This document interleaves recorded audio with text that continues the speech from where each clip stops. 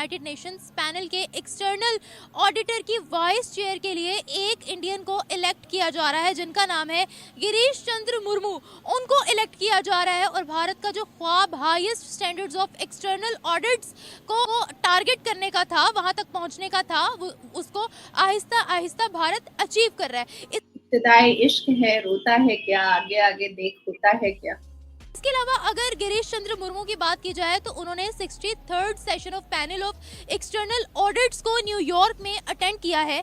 बहुत खुशी होती है जब भारत के लोगों को इतना सम्मान मिलता है, इतना मान मिलता है, और वो डिजर्व भी करते हैं। अगर हम बात करें दुनिया के बड़े बड़े इदारों की, हर जगह की अगर हम बात करें तो भारतीयों को प्रेफर किया जा रहा है, इलेक्ट किया जा रहा है, उनको चूज किया जा रहा है, पाकिस्तानियों को वहां से निकाला जा रहा है विद गेट आउट ट्रेंड। मजा आया। इंडिया हर तरफ छाया है। जी बिल्कुल, इंडिया हर तरफ छाया है और छाता ही जा रहा है। तो मेरे ख्याल में तो एक घटा छा गई है इंडिया के नाम की, और हर तरफ हर फील्ड में जो है इंडियंस जो है वो बहुत ज़्यादा आगे जा रहे हैं। इंडियन बहुत ज़्यादा आगे हैं, उनकी रिसर्च, उनकी बुक्स, उनकी वीडियोस वगैरह अगर आप लोगों को देखें तो वो तकरीबन हमसे 50 साल आगे हैं। तो भाई हमारी सरकार क्या कर रही है? हमारी सरकार सिर्फ इस चीज़ में मसरूफ़ है कि हम सिर्फ बातें करेंगे या सिर्फ लेटर लिखेंगे, ये लेटरबाजी होगी, ये क्या, ये काम है हमारी सरकार का? कि अवाम के साथ भी अपना कंपैरिजन ना ही करें तो अच्छा है। किसी भी सिनेरियो पे, किसी भी स्टेज पे हम इंडिया के साथ कंपैरिजन करना छोड़ दें, क्योंकि उनके किसके साथ करें? बांग्लादेश के साथ भी नहीं बनता, अफगानिस्तान के साथ भी नहीं बनता, चाइना के साथ अगर आप कहें तो वो तो बिल्कुल भी नहीं बनता। हमारा अब कंपैरिजन नहीं बनता। मेरी Girish Chandra Murmu elected as vice chair of UN panel of auditor। क्या कहेंगी? एक बहुत बड़ी अचीवमेंट है। एक और खबर जो इंडिया की हमारे सामने आई है, इब्तिदाई इश्क है, रोता है क्या, आगे आगे देख होता है क्या। ये तो अभी शुरुआत हुई है भारत की तरक्की की। भारत के प्रधानमंत्री मोदी जी के लीडरशिप में आज भारत ने चांद पर अपना झंडा लहराया है। बहुत खुशी होती है जब भारत के लोगों को इतना सम्मान मिलता है, इतना मान मिलता है, और वो डिजर्व भी करते हैं। आज नासा से बड़ा इसरो हो गया। क्यों हो गया? क्योंकि इन्होंने बहुत एफर्ट लगाया है, क्योंकि इन्होंने बहुत मेहनत की है, क्योंकि इन्होंने बहुत लगन दिखाई है, और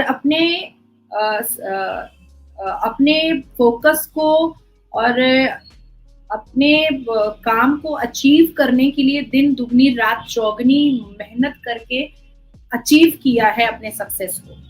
तो इसमें कोई इफ एंड बट्स वाली बात ही नहीं आती है। अब बात आता है कि आपने गिरीश चंद्र मुर्मू जी की बात कही है। आदिवासी समुदाय से आते हैं, ट्राइबल कम्युनिटी से आते हैं, और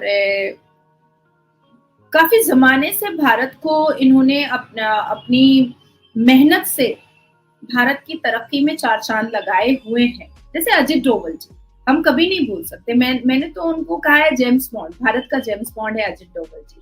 मैं तो साफ लफ्जों में कहती हूँ कि अजित डोवल जी से जब मैं इंटरेक्ट करती हूँ या मैं उनके बारे में बात करती हूँ तो कई बार मेरे मुंह से निकल जाता है जेम्स बॉन्ड ने ये किया, तो मुझे सामने वाले लोग टोकने लगते हैं, जेम्स बॉन्ड? हाँ, मेरे लिए अजित डोवल जी जेम्स बॉन्ड है।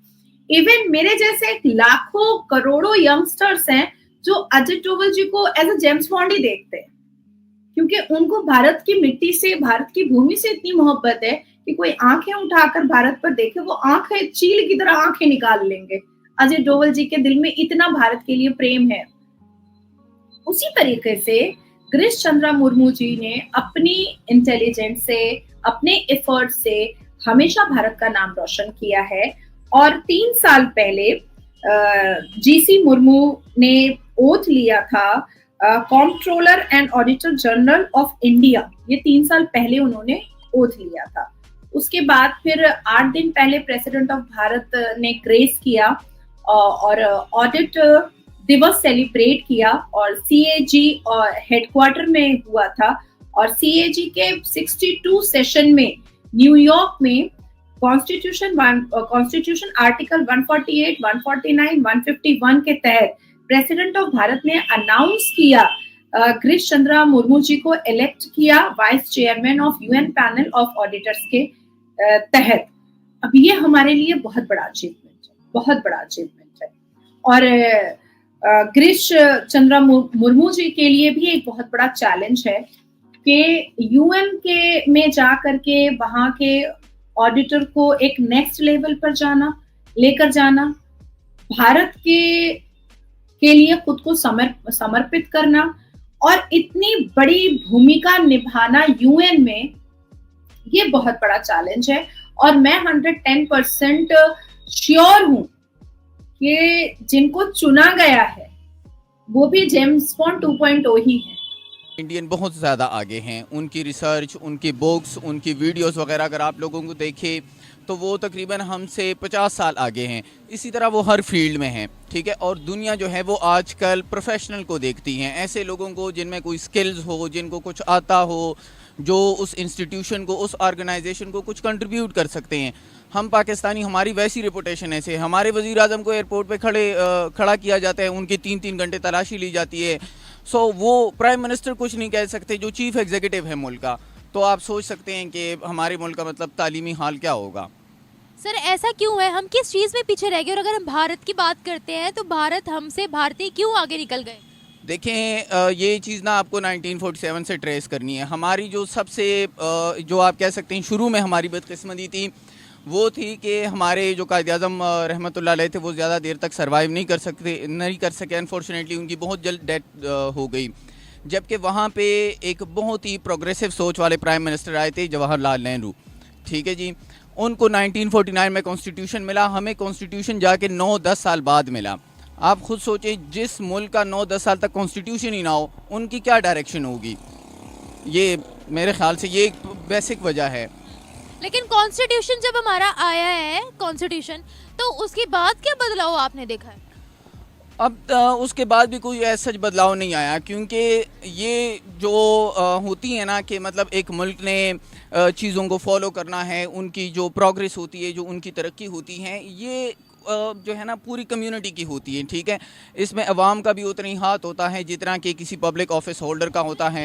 हम हमेशा कहते हैं पाकिस्तान में टैलेंट बहुत ज़्यादा है, तो बाहर के ममालिक तो ढूंढते ही टैलेंट है, चाहे वो किसी भी कंट्री का हो।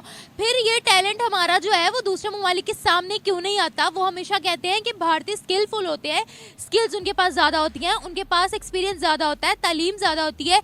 अब इसके बारे में आप क्या कहेंगे? देखें मैडम, मैं बिल्कुल नहीं समझता कि इस मुल्क में कोई टैलेंट है। हमारे यहाँ जो टैलेंट है वो ये है कि मिलावट किस चीज़ में कहाँ करनी है, 2 नंबरी कैसे करनी है, ये इन चीज़ों में टैलेंट है। कहाँ से किस तरह से छुपना है, इन चीज़ों का टैलेंट है। एग्ज़ाम हॉल में आप देखें, इस्लामियात के पेपर में लोग चीटिंग करते हैं, कहाँ कहाँ इस्लामियात के उन्होंने वो पीसेज रखे होते हैं, मतलब कोई इंसान सोच भी नहीं सकता। तो ये 2 नंबर कामों में हम पाकिस्तानी 1 नंबर पे हैं, बाकी और कोई टैलेंट नहीं है। एजुकेशन का कोई टैलेंट नहीं है, कोई नहीं है। आप देखें, इस मुल्क में 2 नोबेल प्राइज़ 2 लोगों को मिले हैं, हमने उनका क्या हाल किया है? उनका नाम लेना, हाँ जी, उनका नाम लेना यहाँ गुनाह है। आप उनका नाम ले तो आप पे फतवे लग जाते हैं। जय हिंद दोस्तों, जैसा आपने वीडियो में देखा होगा कि यूएन के वाइस चेयर पे इंडिया के गिरीश चंद्र मुर्मू को इलेक्ट किया गया, जिसे देख करके पाकिस्तानी मीडिया काफी ज्यादा शॉक्ड है। आपको बता दें कि धीरे धीरे हर एक बड़े अदारे पे इंडियंस का कब्जा होता देख पाकिस्तानी मीडिया काफी ज्यादा चीख रहा है, क्योंकि जहाँ पर एक तरफ इंडियंस को अच्छे अच्छे पोजीशन पे रखा जा रहा है, वहीं दूसरी तरफ पाकिस्तानियों को उनकी पोजीशन खोनी पड़ रही है, जिसे देख करके पाकिस्तानी मीडिया और पाकिस्तानी लोग काफी ज्यादा दुखी हैं। आपको बता दें कि इंडियंस का कब्जा हर जगह हर मल्टीनेशनल कंपनियों में है, जिसे देख करके पाकिस्तानी मीडिया हमेशा रोता ही रहता है। लेकिन अब धीरे धीरे हर एक देश के बड़े बड़े पदों पर इंडियंस का कब्जा होता देख पाकिस्तानी मीडिया के होश उड़ रहे हैं, और वो कह रहे हैं कि अब धीरे धीरे इंडिया हमें बाइकआउट कर देगा और इंडिया हमें पूरे विश्व भर में जलील कर देगा। वैसे तो आप जानते हैं कि अब पूरा विश्व ही जानता है कि पाकिस्तानी सिर्फ आतंकवादियों को एक्सपोर्ट करता है और आतंकवादियों को पनाह देता है, आतंकवाद को बढ़ावा देता है। इसीलिए पूरा विश्व अब पाकिस्तानियों से इतना ज्यादा जलन रखता है कि इनको अब कोई अपने यहाँ रहने भी नहीं देता। और कई देश तो ऐसे हैं जिन्होंने गेट आउट पाकिस्तानी का ट्रेंड भी लगा दिया। और वहीं दूसरी तरफ आपको बता दें कि पाकिस्तानियों का इतना भयंकर चेक इन किया जाता है किसी भी एयरपोर्ट पे कि जैसे लगता हो कि कोई आतंकवादी है। वहीं दूसरी तरफ इंडियंस को काफी ज्यादा इज्जत मिलती है। आपको बता दें कि जब भी पाकिस्तानी मुस्लिम किसी भी देश में जाते हैं तो वहाँ पे वो अपना शरिया नियम